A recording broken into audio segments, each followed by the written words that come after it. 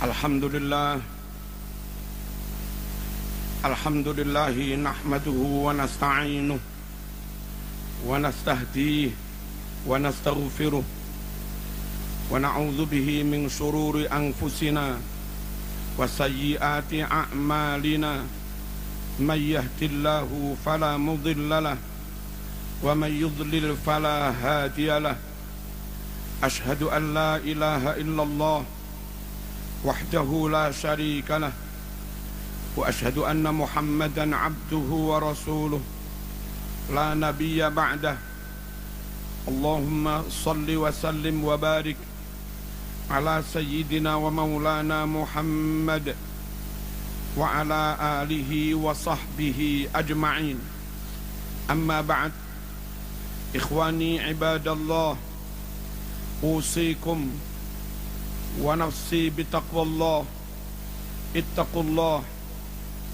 Ittaqullaha haqqa tuqatih wa la tamutunna illa wa antum muslimun.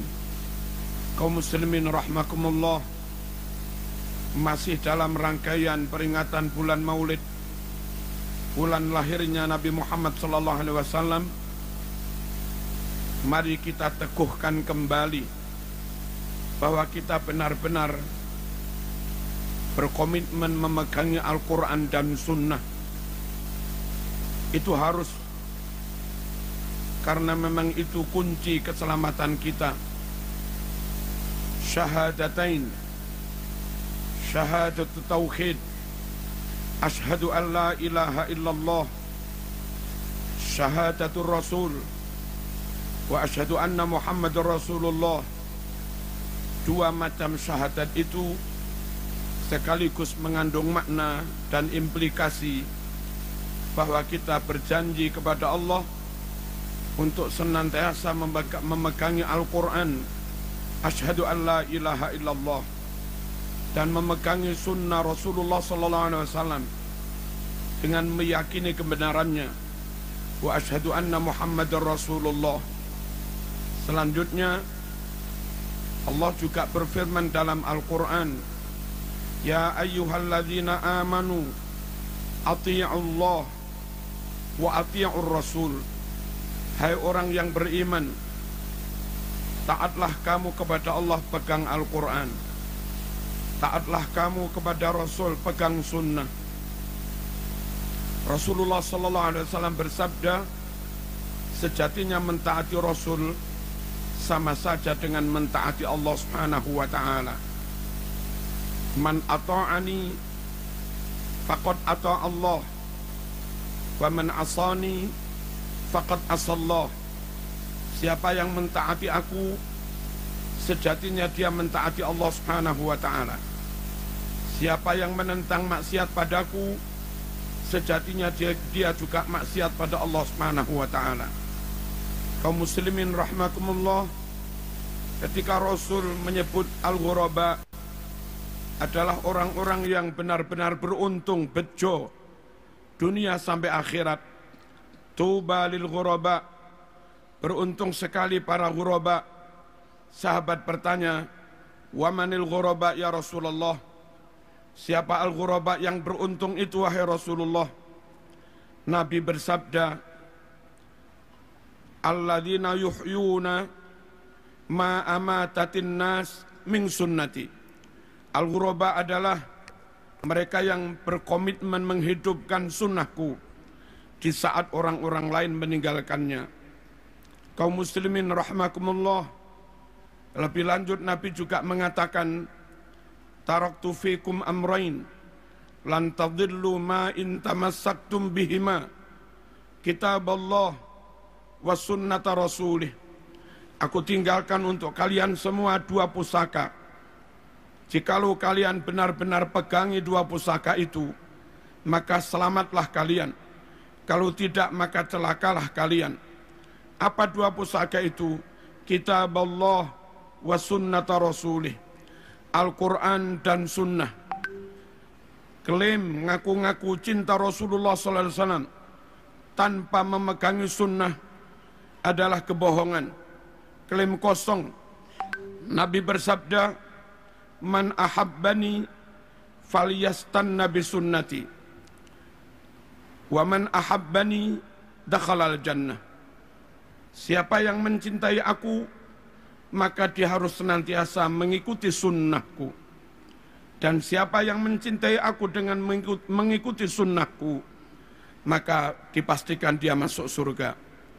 Kaum muslimin rahimakumullah, memegangi sunnah sangat penting. Mengamalkan sunnah sangat penting. Meyakini kebenaran sunnah sangat penting. Menjaga sunnah untuk ditambah, tidak ditambah-tambah. Menjaga sunnah untuk tidak dikurang-kurangi. Menjaga sunnah untuk tidak dirubah-rubah. Tentu sangat penting, karena kalau kita menambah-nambah, itu menjadi bid'ah. Kalau mengurang-urangi itu khianat. Kalau merubah-rubah itu khurafat. Dan tiga-tiganya menyebabkan kesesatan. Kullu muhdatsatin bid'ah wa kullu bid'atin dhalalah wa kullu dhalalatin finnar. Setiap yang dibuat-buat dulu enggak ada lalu diada-adakan, itu namanya bid'ah. Dan setiap yang bid'ah berarti sesat. Setiap yang sesat berarti ancamannya masuk neraka. Kaum muslimin rahmakumullah, bagaimana menjaga sunnah supaya tetap utuh, ditambah tidak, dikurangi tidak, dirubah-rubah makna dan pemahamannya juga tidak. Jangan ikut golongan-golongan yang menyimpang dari ahlus sunnah wal jamaah. Ada golongan yang hanya mencintai ahlul bait, yang hanya percaya kepada ahlul bait, yang hanya menerima hadis riwayat ahlul bait. Golongan seperti ini, kalaupun di Sahih Bukhari ada ratusan bahkan ribuan hadis sahih. Kalau di Sahih Muslim ada ratusan bahkan ribuan hadis sahih. Namun hadis itu riwayat dari sanad sahabat, maka mereka pun menolaknya. Dan kalau mereka menolak hadis riwayat sahabat, menurut mereka hadis hanya dari jalur ahlul bait. Berapa ribu sunnah Rasul yang mereka tolak. Sikap seperti ini tidak menjaga keutuhan sunnah. Padahal Allah berfirman dalam Al-Quran, "Wa ma atakumur rasul fakhudhuh." Sunnah apapun yang telah disampaikan Rasul kepadamu, ambil semua. Sikap seperti di atas tersebut menyalahi Al-Quran yang memerintahkan supaya ambil seluruh sunnah. Tirulah para sahabat, mendapat perintah apapun, tidak pernah banggel, tidak pernah menolak, senantiasa dijawab sami'na wa ata'na. Wa qalu sami'na wa ata'na ghufranaka rabbana wa ilaikal masir. Kaum muslimin rahmakumullah, ada juga golongan yang hanya percaya kepada sahabat. Mereka membenci ahlul bait. Mereka menolak ahlul bait. Mereka menolak hadis sahih sekalipun kalau itu riwayat ahlul bait. Lagi-lagi golongan seperti ini juga tidak menjaga keutuhan sunnah dengan menolak riwayat-riwayat ahlul bait. Berapa persen sunnah Rasulullah SAW yang hilang? Ada juga golongan yang punya prinsip, kalau enggak masuk akal enggak kami terima. Akhirnya hadis Bukhari, Muslim yang bercerita tentang Mi'raj Rasulullah SAW mereka tolak dengan alasan enggak masuk akal. Hadis bahwasanya dari sela-sela jari Rasulullah SAW menyumber air, itu ada di Bukhari Muslim. Mereka juga menolaknya, alasan enggak masuk akal. Bahwa menjelang kiamat matahari terbit dari barat, terbenam di timur, ada di Sahih Bukhari Muslim. Mereka juga menolaknya dengan alasan tidak masuk akal. Hindari kelompok-kelompok seperti ini. Selamatkan keluarga kita dari kelompok seperti ini, karena akan membawa kita atau keluarga kita mengingkari sunnah ataupun mengingkari sebagian dari sunnah. Padahal amanat dari Al-Quran, fakhuduh, ambil semua yang disampaikan Rasulullah SAW. Kaum muslimin rahimakumullah, ada juga golongan yang tidak selektif. Hadis-hadis sangat lemah pun dipegangi. Hadis munqati' dipegangi. Hadis muttarib dipegangi. Bahkan hadis hampir maudhu' mereka pegangi. Dan sering mereka sampaikan kepada umat. Sungguh kelompok seperti ini tidak menjaga kemurnian sunnah. Dan kasihan umat. Umat terlanjur percaya pada mereka. Kadung dilakon, diamalni sebegitu rupa. Ternyata bukan ajaran Rasulullah SAW. Ternyata bukan perintah Rasulullah SAW. Sementara yang dijanjikan ada pahala, sunnah menurut syarak adalah amalan yang didasarkan pada perintah dan tuntunan Rasulullah SAW. Sahih Muslim menyebutkan, man amila amalan laisa alaihi amruna fahuwa raddun. Siapa yang melakukan amalan tidak didasarkan perintah kami, enggak ada tuntunan yang sahih, maka amal itu ditolak. Jamaah, hindari pula kelompok-kelompok yang tidak teliti, tidak selektif, tidak melakukan jarh wa ta'dil, tidak melakukan verifikasi secara ketat terhadap berbagai riwayat, akhirnya terjebak kepada hal-hal yang khurafat yang didasarkan pada riwayat yang maudhu' atau riwayat yang sangat lemah. Ada beberapa contoh. Jumat terakhir di bulan Ramadan ba'da Isya, orang pada sholat 12 rakaat dengan dinamakan sholat raghaib. Katanya bisa menggantikan barangkali ada sholat fardu yang ditinggalkan. Itu hadisnya maudhu', palsu. Ada juga orang yang sholat di malam nisfu Sa'ban. Hadisnya amat sangat lemah. Sholat-sholat sunat. Ada juga yang sholat di hari Jum'ah minggu pertama bulan Rajab dengan maksud menebus dosa setahun. Hadisnya juga amat sangat lemah. Masih banyak ustadz-ustadz ketika maulid berdalil, man azzama maulidi kuntu lahu syafi'an yaumal qiyamah. Hadis itu hampir enggak disebut dalam berbagai kitab sunnah. Kalaupun ada riwayatnya sangat lemah. Mohon kaum muslimin rahimakumullah menyampaikan apapun hati-hati. Mari kita jaga sunnah. Jangan ditambah-tambah. Jangan dikurang-kurang. Jangan dirubah-rubah. Yang tidak sahih, jangan dicampur dengan yang sahih. Kasihan umat. Di samping itu kaum muslimin rahimakumullah, supaya memaknainya tetap benar, enggak menyimpang, serahkan bagaimana memaknai Quran Sunnah kepada para ulama, kepada para kiai. Mereka lah yang mewarisi ilmu dari gurunya. Dan mereka lah yang ngaji langsung dengan kitab Bukhari Muslim asli. Bukan hanya itu, mereka juga membekali diri, melengkapi diri dengan ilmu alat. Mereka alim nahwu, mereka alim sorof, mereka alim balaghah, mereka alim mantik, mereka alim usul fikih, mereka mengerti mustalah hadis, mereka mengerti ulumil Quran, mereka mengerti gharaibul alfaz dan yang lain-lain. Yang mana ilmu-ilmu itu sangat penting untuk memastikan kebenaran pemaknaan Quran, pemahamannya, istimbatnya, ataupun penafsirannya.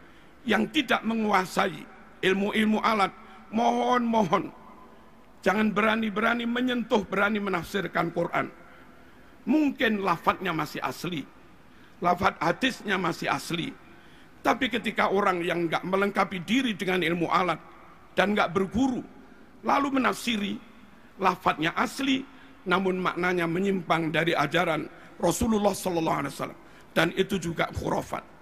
Dan bagi orang awam kita yang awam ini kaum muslimin, hati-hati memilih guru, Hati-hati memondokkan anak.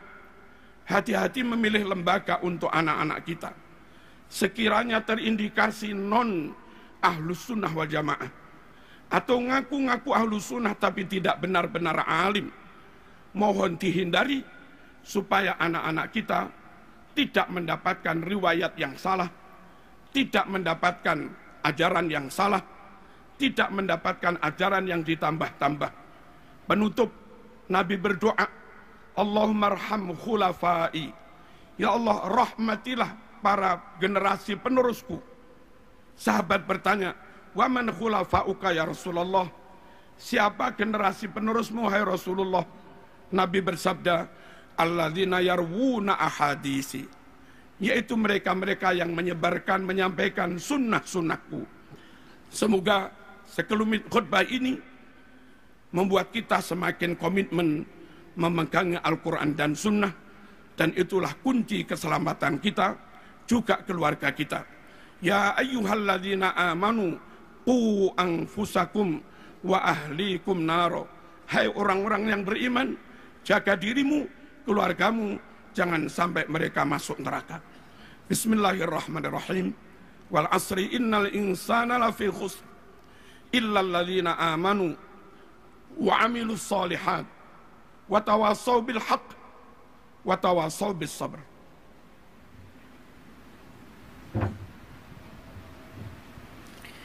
Allahumma salli wa sallim ala sayyidina wa maulana Muhammadin wa ala ali sayyidina Muhammad.